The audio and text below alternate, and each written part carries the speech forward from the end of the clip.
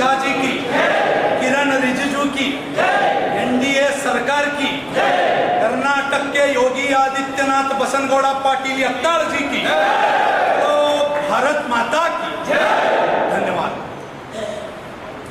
ಇವತ್ತು ಕೇವಲ ವಿಜಯಪುರ ಕರ್ನಾಟಕಕ್ಕೆ ಮಾತ್ರ ಅಲ್ಲ, ಸಮಸ್ತ ಭಾರತೀಯರಿಗೆ, ನಮ್ಮ ಭಾರತ ದೇಶಕ್ಕೆ ಒಂದು ಐತಿಹಾಸಿಕ ದಿನ ಅಂತ ಹೇಳಲಿಕ್ಕೆ ನನಗೆ ತುಂಬ ಖುಷಿ ಆಗ್ತಾ ಇದೆ. ಈ ಒಂದು ಕ್ಷಣದಲ್ಲಿ ವಿಜಯಪುರ ನಗರದ ಎಲ್ಲ ಹಿಂದೂ ಸಂಘಟನೆಯ ಮುಖಂಡರು, ಪದಾಧಿಕಾರಿಗಳು, ಕಾರ್ಯಕರ್ತರು, ಶ್ರದ್ಧೆಯ ತಾಯಂದಿರು, ಸಹೋದರ ಸಹೋದರಿಯರು, ಏನು ವಕಫ್ ಕಾಯ್ದೆಯನ್ನೇ ಇವತ್ತು ಅಮೆಂಡ್ಮೆಂಟ್ ಮಾಡಿ ವಕಫ್ ಆಕ್ಟ್ ಅಮೆಂಡ್ಮೆಂಟ್ ಬಿಲ್ 2025 ಇದನ್ನು ಇವತ್ತು ಲೋಕಸಭೆಯಲ್ಲಿ ಪ್ರಸ್ತುತಪಡಿಸಿ ಸತತವಾಗಿ 8 ಗಂಟೆಗಳ ಕಾಲ ಚರ್ಚೆ ಮಾಡಿ ನರೇಂದ್ರ ಮೋದಿ ಅವರ ಎನ್ಡಿಎ ಸರ್ಕಾರ ಅತಿ ಹೆಚ್ಚು ಮತಗಳನ್ನು 793 ಮತಗಳನ್ನು ಪಡೆಯುವುದರೊಂದಿಗೆ ಐತಿಹಾಸಿಕ ಗೆಲುವನ್ನು ದಾಖಲಿಸಿದೆ.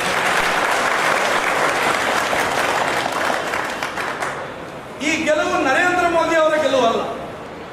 ಈ ಗೆಲುವು ಕೇವಲ ನರೇಂದ್ರ ಮೋದಿ ಅವರ ಗೆಲುವಲ್ಲ. ಈ ಗೆಲುವು ಕೇವಲ ಬಸನಗೌಡ ಪಾಟೀಲ್ ಯತ್ನಾಳರ ಗೆಲುವಲ್ಲ. ಈ ನಾಯಕರ ನೇತೃತ್ವದಲ್ಲಿ ಸಮಸ್ತ ರಾಷ್ಟ್ರ ಭಕ್ತರ ಗೆಲುವು ಇವತ್ತಿನ ದಿನ ಆಗಿದೆ. ಸಾಕಷ್ಟು ಯುವಕರದಿರಿ, ತಮಗೆ ಗೊತ್ತಿರ್ಬೋದು, ಇದಕ್ಕೆ ನನ್ನ ಸಹೋದರ ಪ್ರತಾಪ್ ಚಿಕ್ಕಲ್ಕಿ ಇರ್ಬೋದು, ಪ್ರೇಮಾನಂದ ಬಿರಾದರ್ ಇರ್ಬೋದು, ಬಾಬು ಶಿರ್ಷಾಡ್ ಅವರು ಇರ್ಬೋದು, ನಾಗರಾಳ್ ಹುಲಿ ಅವರು ಇರ್ಬೋದು, ಅನೇಕರು ಇವತ್ತು ವಕಫ್ ಆಕ್ಟ್ ಕುರಿತು ಮಾತನಾಡಿದ್ದಾರೆ. ಅವರು ಮಾತನಾಡಿದ್ದನ್ನೇ ನಾನು ಮತ್ತೆ ಪುನರುಚ್ಚರಿಸಲಿಕ್ಕೆ ಹೋಗಂಗಿಲ್ಲ. ಈ ದೇಶಕ್ಕೆ ಡಾಕ್ಟರ್ ಬಾಬಾ ಸಾಹೇಬ್ ಅಂಬೇಡ್ಕರ್ ಅವರಂತ ಒಬ್ಬ ಪುಣ್ಯಾತ್ಮ ಸಂವಿಧಾನವನ್ನು ಕೊಟ್ಟರು. ಸಂವಿಧಾನ, ಅದ್ಭುತವಾದಂಥ ವಿಶೇಷ ಸಂವಿಧಾನ ನೀಡಿದಂಥ ಡಾಕ್ಟರ್ ಬಾಬಾ ಸಾಹೇಬ್ ಅಂಬೇಡ್ಕರ್ ಅವರಿಗೆ ಸಮಸ್ತ ಹಿಂದೂಸ್ತಾನಿಯರ ಪರವಾಗಿ ನಾವು ಕೋಟಿ ಕೋಟಿ ನಮನಗಳು. ಆದ್ರೆ ದುರ್ದೈವದ ಸಂಗತಿ ನೋಡ್ರಿ ಹೆಂಗಿತ್ತು. ನಮ್ಮ ವಿಶ್ವನಾಯಕ ಡಾಕ್ಟರ್ ಬಾಬಾ ಸಾಹೇಬ್ ಅಂಬೇಡ್ಕರ್ ಅವರು ಕೊಟ್ಟಂಥ ಸಂವಿಧಾನದಲ್ಲಿ ಎಲ್ಲೂ ವಕಫ್ ಬಗ್ಗೆ ಉಲ್ಲೇಖ ಇಲ್ಲ. ಅಚ್ಚರಿ ಅಲ್ಲ. ವಕಫ್ ಕಾಯ್ದೆ ಬಗ್ಗೆನೇ ಉಲ್ಲೇಖ ಇಲ್ಲ ಸಂವಿಧಾನದಾಗ. ಈ ಸಂವಿಧಾನದಲ್ಲಿ ಇರಲಾರ್ದಂತ ಈ ವಕಫ್ ಕಾಯ್ದೆ ನನ್ನ ಮಗ ತಂದ. ಇದರ ಬಗ್ಗೆ ಇಂದಿನ ಯುವ ಪೀಳಿಗೆ ಅರ್ಥ ಮಾಡ್ಕೋಬೇಕಾಗಿದೆ. ಇದನ್ನ ತಂದವರು ವೋಟ್ ಬ್ಯಾಂಕ್ ಪಾಲಿಟಿಕ್ಸ್ಗಾಗಿ ಕಾಂಗ್ರೆಸ್ ನೇತೃತ್ವದ ದೇಶವನ್ನು ಇಬ್ಬಾಗ್ ಮಾಡಿ ಮೊದಲ ಪ್ರಧಾನಿ ಆಗಬೇಕಂತೇಳಿ ಏನು ಹೋದಲ್ಲ ಜವಾಹರ್ಲಾಲ್ ನೆಹರು ಈ ಕರಾಳ ಕಾಯ್ದೆ. ನಾನು ಕೇಳ್ತೀನಿ ಇವತ್ತಿನ ಕಾಂಗ್ರೆಸ್ಸಿಗರಿಗೆ, ಮಾತಿಗೆ ಸಂವಿಧಾನ ಬಚಾವ್, ಸಂವಿಧಾನ ಬಚಾವ್. ಡಾಕ್ಟರ್ ಬಾಬಾ ಸಾಹೇಬ್ ಅಂಬೇಡ್ಕರ್ ಅವರ ಸಂವಿಧಾನದಲ್ಲಿ ಇರಲಾರ್ದಂತ ವಕಫ್ ಕಾಯ್ದೆಯನ್ನು ಸೇರಿಸಿ ಡಾಕ್ಟರ್ ಬಾಬಾ ಸಾಹೇಬ್ ಅಂಬೇಡ್ಕರ್ ಸಂವಿಧಾನಕ್ಕೆ ನೆಹರು ಅಪಮಾನ ಮಾಡಿದಲ್ಲ, ಕಾಂಗ್ರೆಸ್ ಅಪಮಾನ ಮಾಡಿದಲ್ಲ, ಅದಕ್ಕೆ ಸಮಸ್ತ ಕಾಂಗ್ರೆಸ್ಸಿಗರು ಭಾರತೀಯರ ಕ್ಷಮೆ ಕೇಳಬೇಕಂತೇಳಿ ನಾನು ಆಗ್ರಹ. ಯಾವ ಉದ್ದೇಶದಿಂದ ತಂದ್ರಿ ಮಾನ್ಯ ನೆಹರು ಅವರೇ ಈ ಕಾನೂನನ್ನ? ಯಾರ ಹಿತಕ್ಕಾಗಿ ತಂದ್ರಿ? ದೀನ ದಲಿತರ ಹಿತಕ್ಕಾಗಿ ತಂದ್ರ? ಬಡ ಬಗ್ಗರಿಗಾಗಿ ತಂದ್ರ? ಸಾಮಾನ್ಯ ರೈತರಿಗಾಗಿ ತಂದ್ರ? ಯಾರು ಹಗಲಿರುಳು ಬೆವರು ಸುರಿಸಿ ರೈತ ಅನ್ನವನ್ನು ನೀಡ್ತಾನೋ ದೇಶಕ್ಕೆ, ಜೈ ಜವಾನ್ ಜೈ ಕಿಸಾನ್ ಅಂತ ಹೇಳಿದಂತ ನಮ್ಮ ದೇಶ ಆ ರೈತನ ಬೆನ್ನಿಗೆ ಚೂರಿ ಹಾಕುವಂತ ಕಾನೂನು ತಗೊಂಡು ಬಂದಿರಲ್ಲ ವಕಫ್ ಮುಖಾಂತರ. ನೆಹರು ಅವರೇ ಕಾಂಗ್ರೆಸ್ಸಿಗರೇ ಇವತ್ತು ದೇಶದ ಜನತೆಗೆ ಉತ್ತರ ಕೊಡಬೇಕಾಗಿದೆ. 1954ರಲ್ಲಿ ಮೊದಲ ಬಾರಿಗೆ ಭಾರತ ದೇಶದಲ್ಲಿ ಕಾನೂನನ್ನು ತರ್ತಾರೆ. ಲೋಕಸಭೆಯಲ್ಲಿ ಕಾಂಗ್ರೆಸ್ ಬಹುಮತ ಇರ್ತದೆ, ಅದನ್ನು ಪಾಸ್ ಮಾಡ್ತಾರೆ. ಅಷ್ಟೇ ಮಾಡಿ ಸುಮ್ ಕೂತಿದ್ರೆ ಏನು ತೊಂದರೆ ಇರಲಿಲ್ಲ. 1995ರಲ್ಲಿ ಕಾಂಗ್ರೆಸ್ ನೇತೃತ್ವದ ಸೋನಿಯಾ ಗಾಂಧಿ ನೇತೃತ್ವದ ಮನಮೋಹನ್ ಸಿಂಗ್ ಸರ್ಕಾರ ಅದಕ್ಕೆ ಅಮೆಂಡ್ಮೆಂಟ್ ಮಾಡ್ತದೆ. 1995ರಲ್ಲಿ ವಕಫ್ ಕಾಯ್ದೆಗೆ ಹೆಚ್ಚಿನ ಬಲವನ್ನು ಕೊಡಲಾಗ್ತದೆ. ಹೋಗ್ಲಿ, ಅಷ್ಟಕ್ಕಾದ್ರೂ ಸುಮ್ಕೂತ್ರ ಈ ಜಿಹಾದಿ ಮನಸ್ಥಿತಿ ಉಳ್ಳವರು ಕೂಡಲಿಲ್ಲ. 2013 ಮತ್ತದೇ ಕಾಂಗ್ರೆಸ್ ಸರ್ಕಾರ ಸೋನಿಯಾ ಗಾಂಧಿ ನೇತೃತ್ವದ ಕಾಂಗ್ರೆಸ್ ಸರ್ಕಾರೇ ಅಂತೀನಿ ನಾನು. ಅದಕ್ಕೆ ಸೋನಿಯಾ ಗಾಂಧಿ ನೇತೃತ್ವದ ಕಾಂಗ್ರೆಸ್ ಸರ್ಕಾರ ಮನಮೋಹನ್ ಸಿಂಗ್ ಪ್ರಧಾನಿ ಇದ್ರು, ಅವ್ರ ಮುಖಾಂತರ ಸೆಕ್ಷನ್ 40ಗೆ ಅಳವಡಿಸ್ತಾರೆ. What is section 40? ಇದನ್ನು ತಿಳ್ಕೋಬೇಕು. ಇವತ್ತು ಯಾಕೆ ಅಮೆಂಡ್ಮೆಂಟ್ ಮಾಡಿದ್ರು ಎನ್ ಡಿ ಎ ಸರ್ಕಾರ, Modi government? What is section 40? Section 40 ಅಂದ್ರೆ ಏನ್ ಗೊತ್ತಾ? ಯಾರಾದ್ರೂ ಒಬ್ಬ ಮುಸಲ್ಮಾನ ಬಂದು ನಮ್ಮ ಒಬ್ಬ ರೈತರದೋ ಇಲ್ಲ ಮಠ ಮಂದಿರದೋ ಇಲ್ಲ ಬಡವ ನಮ್ಮ ದೀನ ದಲಿತಿಂದೋ ಜಮೀನು ನನಗೆ ಅನಿಸ್ತು ಅಂದ್ರೆ ಅಲ್ಲೊಂದು ಬಿಳಿದೊಂದು ಕಲ್ಲಿಟ್ಟು ಬಿಳಿ ಸುಣ್ಣ ಹೊಡೆದಿದ್ದು ನಂದು ವಕಫ್ತು ಅಂದ್ರೆ ಅದು ವಕಫ್ತು. This is called section 40. ಅದಕ್ಕೆ ಯಾವುದೇ ಕೋರ್ಟ್ ಕಚೇರಿ ಇಲ್ಲ. ಆ ರೈತ ನ್ಯಾಯ ಕೇಳ್ಕೊಳ್ಳಿಕ್ಕೆ ಎಲ್ಲಿ ಹೋಗ್ಬೇಕು? ಭೂಮಿ ಕಳ್ಕೊಂಡವ ವಕಫ್ ಟ್ರಿಬ್ಯುನಲ್ ಮುಂದೆ ಹೋಗ್ಬೇಕು. ಇದು ವಕಫ್ ಸೆಕ್ಷನ್ 40 ಅಂತಂದ್ರು ಯಾರು? ಮನಮೋಹನ್ ಸಿಂಗ್ ಸರ್ಕಾರ 2013. ಎಂತ ದುರ್ದೈವಿ! ವೋಟ್ ಬ್ಯಾಂಕ್ ರಾಜಕಾರಣಕ್ಕಾಗಿ ಯಾವ ಮಟ್ಟಕ್ಕಾದ್ರೂ ಇಳಿತೀನಿ ಅಂತ ಹೇಳಿ ತೋರಿಸ್ಕೊಟ್ಬಿಟ್ರು 2013. ಅಷ್ಟೇ ಅಲ್ಲ, ಪ್ರಧಾನಮಂತ್ರಿ ಕುರ್ಚಿ ಕೊನೆಯ ದಿನ ಮನಮೋಹನ್ ಸಿಂಗ್ ಪ್ರಧಾನಮಂತ್ರಿ ಕುರ್ಚಿ ಮೇಲೆ ಏನು ಕೂತ್ರಲ್ಲ, ತಮ್ಮ ಕೊನೆಯ ದಿನ ಆಡಳಿತ ನಡೆಸಬೇಕಾದ್ರೆ 126 prime properties, 126 prime properties were given to Waqf board. तुम्हारा बाप का है क्या? मैं हिंदी में बात करना चाहता हूं क्योंकि ये बात विजयपुर के हिंदू राष्ट्रभक्त हिंदुओं की बात दिल्ली तक पहुंचे. मैं इसलिए पूछना चाहता हूं, 126 प्रॉपर्टी 2013 में आपने वक़्फ़ बोर्ड को किया. किसका जमीन था? मनमोहन सिंह. कांग्रेस वालों ये बताने की कुचेष्ट करेंगे क्या? ये बताने की हिम्मत है क्या आपके पास? नहीं है. ನಾವು ನೀವೇನು ಟ್ಯಾಕ್ಸ್ ತುಂಬಿರ್ತೇವಲ್ಲ, ವಿಡಿಯೋದಿಂದೋ ಗೌರ್ಮೆಂಟ್ ಅಲಾಟೆಡ್ ಸೈಟ್ಸ್ಗಳನ್ನು ಎತ್ತಿ ಅಮಾನತ್ತಾಗಿ prime properties in Delhi were given to Waqf board by the UPA government headed by Sonia Gandhi and Manmohan Singh. ಯಾಕೆ ನಿಮಗೆ ಡಾಕ್ಟರ್ ಬಾಬಾ ಸಾಹೇಬ್ ಅಂಬೇಡ್ಕರ್ ಅವರ ಸಂವಿಧಾನವಾಗಿ ನೆನಪಾಗ್ಲಿಲ್ವಾ? ಈ ಪ್ರಶ್ನೆಯನ್ನು ಕೇಳಬೇಕಾಗಿದೆ. What is Waqf amendment bill 2025? ಇವತ್ತು ಏನು ಸೆಕ್ಷನ್ 40 ಅನ್ನು ಕೊಟ್ಟು ವಕಫಿನ ಕೆಲ ಜಿಹಾದಿಗಳಿಗೆ ವಕಫಿನ ಕೆಲ ಲ್ಯಾಂಡ್ ಮಾಫಿಯಾ ಮಾಡುವಂತ ಜಿಹಾದಿಗಳಿಗೆ ಕಡಿವಾಣ ಹಾಕುವಂತ ಕೆಲಸವನ್ನು ಇಂದಿನ ವಕಫ್ 2025 ಅಮೆಂಡ್ಮೆಂಟ್ ಬಿಲ್ ಅಲ್ಲಿ ನರೇಂದ್ರ ಮೋದಿ ಸರ್ಕಾರ ಬಸನಗೌಡ ಪಾಟೀಲ್ ಯತ್ನಾಳರ ಹೋರಾಟದ ಪ್ರತಿಫಲವಾಗಿ ಸೆಕ್ಷನ್ 40 ಅನ್ನು ಕಿತ್ತು ಹಾಕಿದಂತ ಐತಿಹಾಸಿಕ ದಿನ. ಬಹಳ ಮಹತ್ವದ ಪಾಯಿಂಟ್ ಅದ. ಯಾವ ಸೆಕ್ಷನ್ 40 ಇವತ್ತು ರಾತ್ರಿ ಬಂದು ನನ್ನ ಜಮೀನು ಅಂತ ಹೇಳಿ ಇವತ್ತು ಕೆಲವು ಲ್ಯಾಂಡ್ ಜಿಹಾದ್ ಮಾಡುವಂತ ಜಿಹಾದಿಗಳು ಹೇಳ್ತಿದ್ರಲ್ಲ, ಅದು ಹೋಯ್ತಿನ್ನ. ನಮ್ಮ ದಲಿತ ಸಹೋದರರ ಲ್ಯಾಂಡ್ ಬಂದು ನಂದು ಅಂತ ಹೇಳಿ ಇವತ್ತು ಓದ್ತಿದ್ರಲ್ಲ ಇಷ್ಟು ದಿವಸ, 1995 2013ನ್ಯಾಗ ಏನು ಕೊಟ್ಟಂತ ಸೆಕ್ಷನ್ 40 ಇತ್ತಲ್ಲ, ಅದು ಮಣ್ಣಾಗಿ ಹೋಯ್ತು. ಅದಕ್ಕೆ ಇವತ್ತ ಸಮಸ್ತ ರಾಷ್ಟ್ರ ಭಕ್ತರು ವಿಜಯಪುರದ ಸಿದ್ದೇಶ್ವರ ದೇವಸ್ಥಾನದ ಮುಂಭಾಗದಲ್ಲಿ ನಮ್ಮ ನಾಯಕರಾದಂಥ ಬಸನಗೌಡ ಪಾಟೀಲ್ ಯತ್ನಾಳರು ಕೈಗೊಂಡಂತ ಹೋರಾಟ ಎಷ್ಟೊಂದು ಐತಿಹಾಸಿಕ ಹೋರಾಟ ನೋಡ್ರಿ. ಅದು ಕೆಲವು ಸ್ವಯಂ ಘೋಷಿತ ನಾಯಕರು ಯತ್ನಾಳರನ್ನ ಟೀಕೆ ಮಾಡ್ತಿರ್ತಾರೆ. ಅಂತ ನಾಯಕರಿಗೆ ನಿಮ್ಮೆಲ್ಲ ರಾಷ್ಟ್ರ ಭಕ್ತರ ಪರವಾಗಿ ನಾನು ಕೇಳಲಿಕ್ಕೆ ಇಚ್ಛೆ ಪಡ್ತೀನಿ, ಎಂದಾದರೂ ಇಂಥ ಹೋರಾಟ ಮಾಡಬೇಕಂತ ನಿಮ್ಮ ತಲೆಯಾಗಲೇ ಬಂದಿತ್ತೆ. ಅಹೋರಾತ್ರಿ ಧರಣಿ ಮಾಡಬೇಕು, ನಮ್ಮ ಮಠ ಮಂದಿರಗಳ ಜಮೀನು ಉಳಿಸ್ಬೇಕು, ದೀನದಲಿತರ ಜಮೀನುಗಳನ್ನು ಉಳಿಸ್ಬೇಕು, ರೈತರ ಜಮೀನನ್ನು ಉಳಿಸ್ಬೇಕಂತೇಳಿ ಏನು ಇವತ್ತು ಬಸನಗೌಡರ ವಿರುದ್ಧ ಕೆಲವು ಬೆರಳೆಣಿಕೆಯಷ್ಟು ಮಾತಾಡ್ತಾ ಇದ್ದಾವಲ್ಲ ಕುಟುಂಬಶಾಹಿಗಳು, ನಿಮ್ಮ ತಲೆಯೊಳಗಡೆ ಬಂದಿತ್ತೇನೋ? ಏನು ತುಂಬಿಕೊಂಡಿದ್ರಿ ತಲೆಯಾಗ? ಇಡೀ ಕರ್ನಾಟಕ ರಾಜ್ಯದಲ್ಲಿ ಅಷ್ಟೇ ಅಲ್ಲ, ಸಮಸ್ತ ಹಿಂದೂಸ್ತಾನದಲ್ಲಿ ಇದರ ಬಗ್ಗೆ ಗಂಭೀರವಾಗಿ ಹೋರಾಟ ಮಾಡಿ ರಸ್ತೆ ಮೇಲೆ ಆಮರಣ ಅಂದ್ರೆ ಅಹೋರಾತ್ರಿ ಧರಣಿ ಮಾಡಿದಂತ ಮೊದಲ ರಾಜಕಾರಣಿ ಬಸನಗೌಡ ಪಾಟೀಲ್.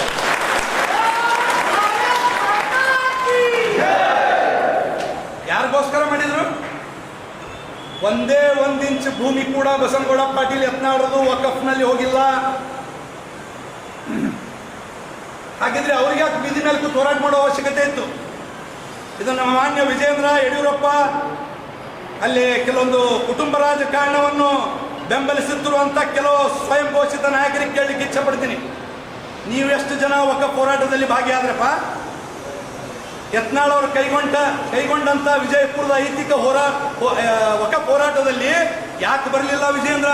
ಯಾಕೆ ಬರಲಿಲ್ಲ ಯಡಿಯೂರಪ್ಪ? ಯಾಕೆ ಬರಲಿಲ್ಲ ಕುಟುಂಬ ರಾಜಕಾರಣವನ್ನು ಇವತ್ತು ನಂದು ಕುಟುಂಬ ಒಂದು ಪಾರ್ಟಿ ಅಂದ್ರೆ ಕುಟುಂಬ ಅಂದ್ರೆ ಪಾರ್ಟಿ ಅಂತ ತಿಳ್ಕೊಂಡಂತ ನಾಯಕರು ಯಾಕೆ ಬರಲಿಲ್ಲ? ಯತ್ನಾಳರ ಕೈಗೊಂಡಂತ ಹೋರಾಟಕ್ಕೆ ನಮ್ಮ ಕೇಂದ್ರ ಸಚಿವೆ ಒಬ್ಬ ಹೆಣ್ಣು ಮಗಳು ಶೋಭಾ ಕರಂದ್ಲಾಜೆ ಬಂದಲ್ಲ, ಅವರಿಗೆ ನಾವು ಅವ್ರ ಜೊತೆ ಅನೇಕ ನಮ್ಮ ನಾಯಕರು ಬಂದಲ್ಲ. ಯಾರ್ಯಾರು ಬಂದಾರು ಎಲ್ಲ ರಾಜಕಾರಣಿಗಳು, ಅವರವರ ಹೆಸರನ್ನು ನಾನು ತಗೊಳ್ಳಂಗಿಲ್ಲ. ಅಲ್ಲಿ ಬಂದಂತ ಎಲ್ಲ ನಮ್ಮ ರಾಜಕಾರಣಿಗಳಿಗೆ ಸಮಸ್ತ ಹಿಂದೂ ಜನಾಂಗದ ಪರವಾಗಿ, ಎಲ್ಲ ನಮ್ಮ ರಾಷ್ಟ್ರ ಭಕ್ತರ ಪರವಾಗಿ ನಾವೆಲ್ಲ ಇವತ್ತು ಅಭಿನಂದನೆ. ಅಷ್ಟೇ ಅಲ್ಲ, ಕೇವಲ ರಾಜಕಾರಣಿಗಳು ಮಾತ್ರ ಬರಲಿಲ್ಲ. ಜಾಯಿಂಟ್ ಪಾರ್ಲಿಯಾಮೆಂಟರಿ ಕಮಿಟಿ ಅಂತೇಳಿ ಸರ್ವ ಪಕ್ಷದ ಸದಸ್ಯರನ್ನು ತಗೊಂಡು ಲೋಕಸಭೆಯಲ್ಲಿ ಒಂದು ಪ್ರಧಾನಿ ನೇತೃತ್ವದಲ್ಲಿ, ಸ್ಪೀಕರ್ ನೇತೃತ್ವದಲ್ಲಿ ಒಂದು ಕಮಿಟಿ ಮಾಡಿದ್ರು. ನಾನ್ ಪೊಲಿಟಿಕಲ್, ಅದು ಅಂದ್ರೆ ಎಲ್ಲಾ ಪಾರ್ಟಿ ಮೆಂಬರ್ಸ್ ಇರ್ತಾರೆ ಜಾಯಿಂಟ್ ಪಾರ್ಲಿಮೆಂಟರಿ ಕಮಿಟಿ ಒಳಗೆ. ಅದರ ಅಧ್ಯಕ್ಷರಾಗಿ ಜಗದಂಬಿಕಾ ಪಾಲ್ ಅವರಾಗಿ, ಅದರ ಸದಸ್ಯರಾಗಿ ಇನ್ನೋರ್ವ ನಮ್ಮ ಕರ್ನಾಟಕದ ಯುವ ಸಂಸದ ತೇಜಸ್ವಿ ಸೂರ್ಯ ಇದ್ರು, JPC ಜಾಯಿಂಟ್ ಪಾರ್ಲಿಮೆಂಟರಿ ಕಮಿಟಿಯ ಸದಸ್ಯರು. ಯತ್ನಾಳರ ಹೋರಾಟ ಇಷ್ಟೊಂದು ತೀವ್ರ ಸ್ವರೂಪ ಪಡ್ಕೊಳ್ತು ಅಂದ್ರೆ ಕೇಂದ್ರದವರು ಕೂಡ ಇವತ್ತು ವಿಜಯಪುರ ನಗರದ ಕಡೆ ಗಮನ ಹರಿಸಿದ್ರು. ನರೇಂದ್ರ ಮೋದಿ ಅವರ ಗಮನ ಸೆಳೆದಂತ ಮೊದಲ ಹೋರಾಟ ಬಸನಗೌಡ ಪಾಟೀಲ್. ಖುದ್ದಾಗಿ ಜಾಯಿಂಟ್ ಪಾರ್ಲಿಮೆಂಟರಿ ಕಮಿಟಿ ಅಧ್ಯಕ್ಷ ಜಗದಂಬಿಕಾ ಪಾಲ್ ಅವರು, ಆ ಕಮಿಟಿಯ ಸದಸ್ಯರ ಅಂತ ತೇಜಸ್ವಿ ಸೂರ್ಯ ಅವರು, ಯತ್ನಾಳ್ ಅವರು, ಶೋಭಾ ಕರಂದ್ಲಾಜೆ ಅವರ ಕುರಿತಂತ ಹೋರಾಟಕ್ಕೆ ಬಂದು ಇಲ್ಲಿಯ ಸ್ಥಿತಿಗತಿಯ ಬಗ್ಗೆ ಅವಲೋಕನ ಮಾಡಿಕೊಂಡು ಹೋದ್ರು. This is the power of Basanagouda Patil.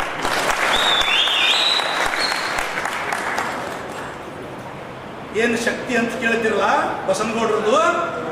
ಇವತ್ತು ಹೆಮ್ಮೆ ಇದೆ ನಮಗೆ.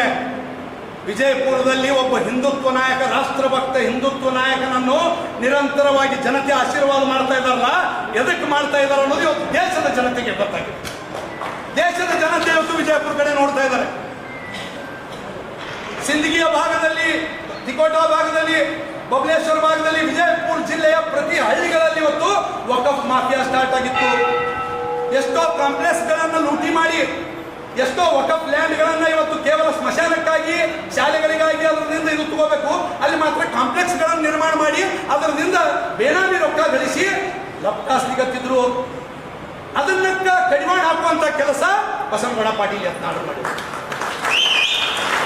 ಏನ್ ಬೇಕ್ರಿ? ಇನ್ನು ಏನ್ ಮಾಡ್ಬೇಕು? ಕೇವಲ ಸೆಕ್ಷನ್ 40 ಮಾತ್ರ ಹೋಗಿಲ್ಲ ಇವತ್ತು. ಅದರ ಜೊತೆಯಲ್ಲಿ ಇದಕ್ಕೆ ತಾನೇ ನಮ್ಮ ಸಹೋದರ ಪ್ರತಾಪ್ ಹೇಳಿದಾಗೆ ಹೆಣ್ಣು ಮಕ್ಕಳಿಗೆ 1954ರಿಂದ ಇಲ್ಲಿವರೆಗೆ ಯಾವುದೇ ಒಂದು ಜಾಗ ಇರಲಿಲ್ಲ ವಕಫ್ ಬೋರ್ಡ್ ಅಲ್ಲಿ. ಮೊದಲ ಬಾರಿಗೆ 2 ಹೆಣ್ಣು ಮಕ್ಕಳಿಗೆ ಆ ಕಮಿಟಿಯಲ್ಲಿ ಸ್ಥಾನ ಕೊಡುವಂತ ಕೆಲಸ ವಕಫ್ ಆಕ್ಟ್ 2025 ಆಗಿದೆ. ಅಷ್ಟೇ ಅಲ್ಲ, 14 ತಿದ್ದುಪಡಿಗಳಾಗಿದ್ದಾವೆ ವಕಫ್ ಬಿಲ್ ಅಲ್ಲಿ. ಮಾನ್ಯ DK ಶಿವಕುಮಾರ್ ಅವರೇ, ಸಂವಿಧಾನದಲ್ಲ, ವಕಫ್ ಬಿಲ್ ಅಲ್ಲಿ 14 ತಿದ್ದುಪಡಿಗಳನ್ನು ಮಾಡಿ ಡಾಕ್ಟರ್ ಬಾಬಾ ಸಾಹೇಬ್ ಅಂಬೇಡ್ಕರ್ ಅವರ ಸಂವಿಧಾನವನ್ನು ಉಳಿಸುವಂತ ಕೆಲಸ ಇವತ್ತು NDA ಸರ್ಕಾರ, ನರೇಂದ್ರ ಮೋದಿ, ಯತ್ನಾಳ್ ಅವರು ಮಾಡಿದ್ದಾರೆ ಅಂತ ಹೇಳಿಕ್ಕೆ ನಮಗೆ ಹೆಮ್ಮೆ ಅನಿಸ್ತಾ ಇದೆ. ಇನ್ನೊಂದೇನು, ಮಹಿಳೆಯರಿಗೆ ಸ್ಥಾನಮಾನ. ಇನ್ನೊಂದು 5 ವರ್ಷಕ್ಕೊಮ್ಮೆ ವಕಫ್ ಆಸ್ತಿಗಳ ಸರ್ವೆ ಆಗಬೇಕು. Very important. ಸಣ್ಣ ತಿಳಿಬೇಡ್ರಿ ಅದನ್ನ. ಸರ್ವೆ ಅಂದ್ರೆ ಇಷ್ಟು ದಿವಸ ಹೆಂಗೆ ಇಟ್ಕೋತದು, ವಕಫ್ ಟ್ರಿಬ್ಯುನಲ್ ನಲ್ಲಿ ಅದನ್ನು ಸರ್ವೆ ಮಾಡಿದ್ರೆ ಮುಗಿದೋಯ್ತು. ವಕಫ್ ಟ್ರಿಬ್ಯುನಲ್ ಅವರೇ ಆಡಿಟ್ ಮಾಡಿದ್ರೆ ಮುಗಿದೋಯ್ತು. ಇವತ್ತು ರಾಜ್ಯ ಸರ್ಕಾರ, ಕೇಂದ್ರ ಸರ್ಕಾರಕ್ಕೆ ಯಾವುದೇ ಅದ್ರ ಮೇಲೆ ಹಕ್ಕಿರಲಿಲ್ಲ, ಆಡಿಟ್ ಮಾಡಿಸುವಂತ ಅಧಿಕಾರ ಇರಲಿಲ್ಲ. ಅಂತ ದುರ್ದೈವ. ಕೋಟ್ಯಾಂತರ ರೂಪಾಯಿ ಆಸ್ತಿ ಉಳ್ಳಂತ ವಕಫ್ ಜಮೀನಿಗೆ ಸರ್ಕಾರಿ ಆಡಿಟರ್ ಕಳಿಸುವಂತಿಲ್ಲ. ಇದೆಂತ ಕಾನೂನು ರೀ? ಇದೆಂತ ಜಾತ್ಯತೀತ ದೇಶ ರೀ ಕಾಂಗ್ರೆಸ್ಸಿಗರೇ? ಯಾಕೆ ಮೇಲಿನಿಂದ ಬಿದ್ದಾರ ಇವರು? ಎಲ್ಲಾ ಸಂಘ ಸಂಸ್ಥೆಗಳಿಗೆ ಗೌರ್ಮೆಂಟ್ ರೇಡ್ ಮಾಡಬಹುದು, ಸೂಪರ್ಸೀಡ್ ಮಾಡಬಹುದು. ವಕಫ್ ಟ್ರಿಬ್ಯುನಲ್ ಅನ್ನ, ವಕಫ್ ಬೋರ್ಡ್ ಅನ್ನು ಕೈ ಹಚ್ಚುವಂಗಿಲ್ಲ. ಇದೆಂತ ಕಾನೂನ? ಇವತ್ತು ಆ ಕಾನೂನನ್ನು ತೊಡೆದು ಹಾಕಿ ಗೌರ್ಮೆಂಟ್ ಸರ್ಕಾರ ಇವತ್ತು ಆಡಿಟರ್ ನೇಮಕ ಮಾಡುವಂತದ್ದು, ಸರ್ಕಾರಿ ಆಡಿಟರ್ ಕಡೆಯಿಂದ ಆಡಿಟ್ ಮಾಡಿಸುವಂತ ಬಿಲ್ ಪಾಸ್ ಆಗಿದೆ. ಅಷ್ಟೇ ಅಲ್ಲ, ಜಿಲ್ಲಾಧಿಕಾರಿಗಳಿಗೆ ಸಂಪೂರ್ಣ ಅಧಿಕಾರ ಕೊಟ್ಟಿದ್ದಾರೆ. ಜಿಲ್ಲಾಧಿಕಾರಿಗಳಿಗೆ ನಾನ್ ಪೊಲಿಟಿಕಲ್ ಮ್ಯಾನ್ ಅವರು. ಯಾವುದೇ ಪಾರ್ಟಿಯವರು ಇರಂಗಿಲ್ಲ. IAS ಕೇಳಿರುವಂತ ಜಿಲ್ಲಾಧಿಕಾರಿಗಳಿಗೆ ಸಂಪೂರ್ಣ ಅಧಿಕಾರ ಕೊಟ್ಟಿದ್ದಾರೆ. ಸರ್ವೆ ಮಾಡುವಂತ ಅಧಿಕಾರ ಇದೆ. ಇದು ನಿಜವಾಗ್ಲೂ ವಕಫ್ ಹೌದು ಅಲ್ಲೋ ಅಂತ ಹೇಳುವಂತ ಶಕ್ತಿ ಜಿಲ್ಲಾಧಿಕಾರಿಗಳಿಗೆ ನೀಡಿದಂತ ಕೆಲಸ ಇವತ್ತಿನ ವಕಫ್ ಆಕ್ಟ್ 2025 ಆಗಿದೆ. ಇದಕ್ಕಿಂತ ಇನ್ನೊಂದು ಅಚ್ಚರಿ ಇದೆ. ಅದು ಇನ್ನು ಮಾಧ್ಯಮದವರು ನನಗೆ ಸ್ಪಷ್ಟೀಕರಣ ಕೊಡಬೇಕು ಅದ್ರ ಬಗ್ಗೆ. ನನಗೆ ಬಂದಂಥ ಮಾಹಿತಿಯ ಪ್ರಕಾರ ಇನ್ನೂ ಅದು ನನಗೆ ಇನ್ನೂ ಅಧಿಕೃತವಾಗಿ ಬಂದಿಲ್ಲ. ಅದನ್ನು ಆಗ್ತಾ ಇದೆ. ಏನಪ್ಪ ಅಂದ್ರೆ ಅದು ವಕಫ್ ಏನಿದು ವಕಫ್ ಬೋರ್ಡ್ ಅನ್ನೋದೇ ಹೋಗ್ತದೆ, ಉಮ್ಮೀದ್ ಬೋರ್ಡ್ ಆಗ್ತಾ ಇದೆ. ವಕಫ್ ಬೋರ್ಡೇ ಬಸನಗೌಡರು ಪಣ ತೊಟ್ಟಿದ್ರೆ ನೆನಪದಾನ, ದೇಶನ್ಯಾಗ ವಕಫ್ ಅನ್ನೋದೇ ಇರಬಾರ್ದು ಅಂತೇಳಿ. ಆ ಸಿದ್ದರಾಮೇಶ್ವರನ ಆಶೀರ್ವಾದದಿಂದ ಬಸನಗೌಡರು ಹೇಳಿದಂತ ಅದು ನಿಜ ಆಗ್ತಾ ಇದೆ. ವಕಫ್ ಬೋರ್ಡೇ ಹೋಗಿ ಉಮ್ಮೀದ್ ಬೋರ್ಡ್ ಆಗ್ತಾ ಇದೆ. ಉಮ್ಮೀದ್ 145 ಕರೋಡ್ ಜನತಾ ಕೆ ಲಿಯೆ ಉಮ್ಮೀದ್ ಬೋರ್ಡ್ ಆಗ್ತಾ ಇದೆ. ಅಂದ್ರೆ ಯಾರಿಗೂ ಅನ್ಯಾಯ ಮಾಡುವಂಗಿಲ್ಲ. ವಕಫ್ ಹೋದಂಗ ಆಯ್ತಲ್ಲ, ಯತ್ನಾಳರು ಗೆದ್ದಂಗ ಆಯ್ತಲ್ಲ, ನರೇಂದ್ರ ಮೋದಿ ಗೆದ್ದಂಗ ಆಯ್ತಲ್ಲ, ಸಮಸ್ತ ರಾಷ್ಟ್ರಭಕ್ತರು ಗೆದ್ದಂಗ ಆಯ್ತಲ್ಲ. ಇದು ಯಾವುದೇ ಜಾತಿ ಧರ್ಮದ ವಿರುದ್ಧ ಹೋರಾಟ ಅಲ್ಲ, ಅದನ್ನು ತಿಳ್ಕೋಬೇಕು.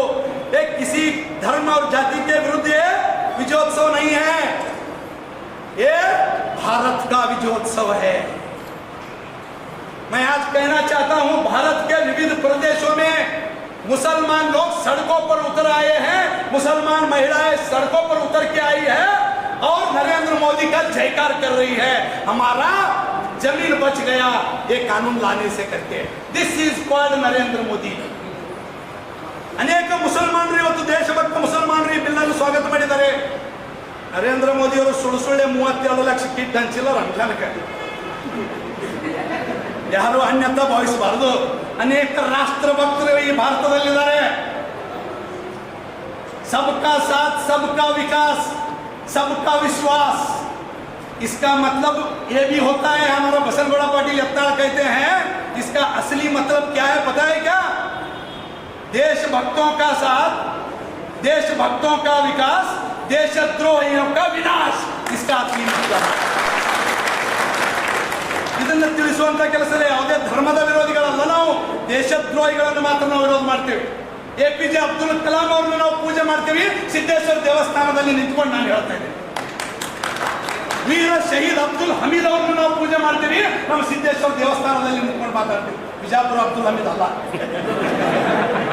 ಯಾರು ಪಾಕಿಸ್ತಾನದೊಂದಿಗೆ 1965ರಲ್ಲಿ 8 ಫ್ಯಾಟನ್ ಟ್ಯಾಂಕರ್ಗಳನ್ನು ಉಳಿಸಿ ಪಾಕಿಸ್ತಾನದೊಂದಿಗೆ ಭಾರತಕ್ಕೆ ವಿಜಯ ತಂದು ಕೊಟ್ಟಲ್ಲ, ಅಂತ ಶಹೀದ್ ವೀರ್ ಅಬ್ದುಲ್ ಹಮೀದನ್ನ ಹಿಂದೂಗಳು ಪೂಜೆ ಮಾಡ್ತಾರೆ. ಇದು ನಮ್ಮ ಹಿಂದುತ್ವ. ಇದನ್ನು ತಿಳ್ಕೋಬೇಕಾಗಿದೆ ರಾಷ್ಟ್ರಭಕ್ತ ಮುಸಲ್ಮಾನ ಬಂಧುಗಳು.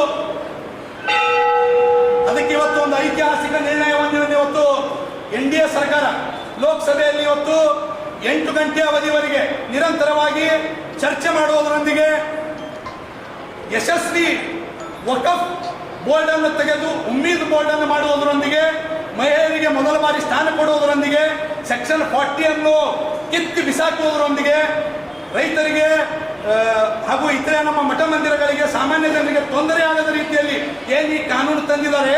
793ಕ್ಕೂ ಅಧಿಕ ಮತಗಳು ನಮಗೆ ಬಿದ್ದಿದ್ದಾವೆ. ಉಳಿದು ಸಂಸದರು ಯಾಕೆ ವಿರುದ್ಧ ಮಾಡಿದರು ಇದನ್ನು ಕೇಳಬೇಕಾಗ್ತದೆ. ಅದರಲ್ಲಿ ವಿರುದ್ಧ ಮಾಡಿದವರು ಮೋರ್ ದೆನ್ 90% ಆರ್ ಹಿಂದೂಸ್. ಕೇವಲ ವೋಟ್ ಬ್ಯಾಂಕ್ಸ್ ಪಾಲಿಟಿಕ್ಸ್ಗಾಗಿ ವಿರುದ್ಧ ಮಾಡಿದ್ದಾರೆ. ಅಂಥವರಿಗೆ ಬರುವಂಥ ದಿನದಲ್ಲಿ ದೇಶದ ಜನತೆ ಬುದ್ಧಿ ಕಲಿಸ್ಬೇಕಾಗ್ತದೆ. ಆ ಸಂಸದರಿಗೆ ಪ್ರತಿ ಗ್ರಾಮಗಳಲ್ಲಿ ಕೇಳಬೇಕಾಗತ್ತೆ, ಯಾಕಪ್ಪ ನಿನಗೆ ರೈತರ ಮೇಲೆ ಕಾಳಜಿ ಇಲ್ಲೇನು, ದೀನ ದಲಿತರ ಮೇಲೆ ಕಾಳಜಿ ಇಲ್ಲೇನು, ಸಾಮಾನ್ಯ ಜನರ ಮೇಲೆ ಕಾಳಜಿ ಇಲ್ಲೇನು, ಅವ್ರ ಜಮೀನನ್ನು ಲ್ಯಾಂಡ್ ಜಿಹಾದ್ ಮುಖಾಂತರ ಜಿಹಾದ್ಗೆ ಹೊಡ್ಕೊಂಡು ಹೊಂಟಾರೆ, ನೀವು ಯಾಕೆ ನರೇಂದ್ರ ಮೋದಿ ತಂದಂತ ವಕಫ್ ಬಿಲ್ 2025 ಸಪೋರ್ಟ್ ಮಾಡಿಲ್ಲ ಅಂತೇಳಿ ಕೇಳಬೇಕು ಅನ್ನೋ ಆಗ್ರಹವನ್ನು ಈ ಪುಣ್ಯ ದೇವಸ್ಥಾನದಿಂದ ನಾವು ಮಾಡ್ತಾ ಇದ್ದೀವಿ. ಅದಕ್ಕೆ ಇವತ್ತು ಬಹಳ ಅಮೂಲ್ಯವಾದ ಸಮಯವನ್ನು ತೆಗೆದು ತಾವೆಲ್ಲ ಇವತ್ತು ಅನೇಕ ಕೆಲಸ ಕಾರ್ಯಗಳನ್ನು ಬಿಟ್ಟು ಇವತ್ತು ಈ ಸಿದ್ದೇಶ್ವರ ದೇವಸ್ಥಾನಕ್ಕೆ ಯತ್ನಾಳ್ ಅವರಿಲ್ಲ, ಇವತ್ತು ಅವರು ಬೇರೆ ಕಾರ್ಯನಿಮಿತ್ತ ಬೇರೆ ಕಡೆ ಹೋಗಿದ್ದಾರೆ. ಅವರ ಅನುಪಸ್ಥಿತಿಯಲ್ಲಿ ಕೂಡ ಯತ್ನಾಳರ ತೆಗೆದುಕೊಂಡಂಥ ಐತಿಹಾಸಿಕ ನಿರ್ಣಯದ ಜೊತೆಗೆ ಇವತ್ತೇನು ನರೇಂದ್ರ ಮೋದಿಯ ಸರ್ಕಾರ, NDA ಸರ್ಕಾರ, ಮೋದಿಯವರ ಸರ್ಕಾರ ಲೋಕಸಭೆಯಲ್ಲಿ 8 ಗಂಟೆ ಚರ್ಚೆ ಮಾಡಿ ಬಿಲ್ಲನ್ನು ಪಾಸ್ ಮಾಡುವಂಥ ಒಂದು ಪ್ರಾಮಾಣಿಕ ಪ್ರಯತ್ನ ಮಾಡಿದೆ. ರಾಜ್ಯಸಭೆಯಲ್ಲಿ ಮಾತ್ರ ಏನೇನೋ ಆಗ್ಬೇಕಂತ ಹೇಳ್ತಾರೆ, ಇನ್ನೂ ನನಗೆ ಅಧಿಕೃತವಾಗಿ ಗೊತ್ತಿಲ್ಲ. ಅಲ್ಲೇನು ತಲೆ ಕೆಡಿಸೋಳ ಅವಶ್ಯಕತೆ ಇಲ್ಲ. 120 ಜನ ರಾಜ್ಯಸಭೆಯಲ್ಲಿ ನಮ್ಮ ಮೆಂಬರ್ ಇದ್ದಾರೆ, ವಿರೋಧಿಯವ್ರದ್ದು 88 ಜನ ಇದ್ದಾರೆ. ಅಲ್ಲಿ ನಾವು ಪಾಸ್ ಆಗೇ ಆಗ್ತೀವಿ, ಗೆಲ್ತೀವಿ. ಆಗದೆ ಇದ್ರೂ ಅವಶ್ಯಕತೆ ಇಲ್ಲ. ನಮಗೆ 100ಕ್ಕೆ 100 ಇದೆ. ಇವತ್ತಿನ ಈ ಒಂದು ವಿಜಯೋತ್ಸವ ಇದು ಆದರೂ ಕೂಡ ಏನು ವಿರೋಧದಲ್ಲಿ ಕೂತಂತ ಸಂಸದರು ಕೂಡ ರಾಜ್ಯಸಭಾ ಸದಸ್ಯರು ಕೂಡ ನಾಳೆ ಬಂದು ನರೇಂದ್ರ ಮೋದಿ ಹಮ್ ತುಮಾರೇ ಸಾಥ್ ಹೈ ಅಂದ್ರೂ ಆಶ್ಚರ್ಯ ಪಡ್ಲಿಕ್ಕೆ ಬರಬೇಕಾಗಿಲ್ಲ. ಯಾಕಂದ್ರೆ ಇವತ್ತು ದೇಶದ ಜನತೆಯ ಒಂದು ನಾಡಿ ಮಿಡಿತವನ್ನು ಇವತ್ತು ಸಂಸದರು ನೋಡಬೇಕಾಗಿದೆ.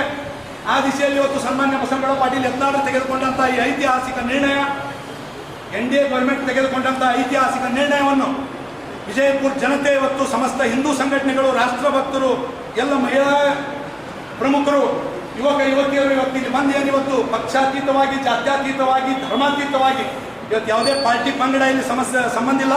ಇವತ್ತೆಲ್ಲರೂ ರಾಷ್ಟ್ರಭಕ್ತರಾಗಿ ಬಂದು ಇವತ್ತೇನು ಈ ವಿಜಯೋತ್ಸವದಲ್ಲಿ ಭಾಗಿಯಾಗಿದ್ರಿ.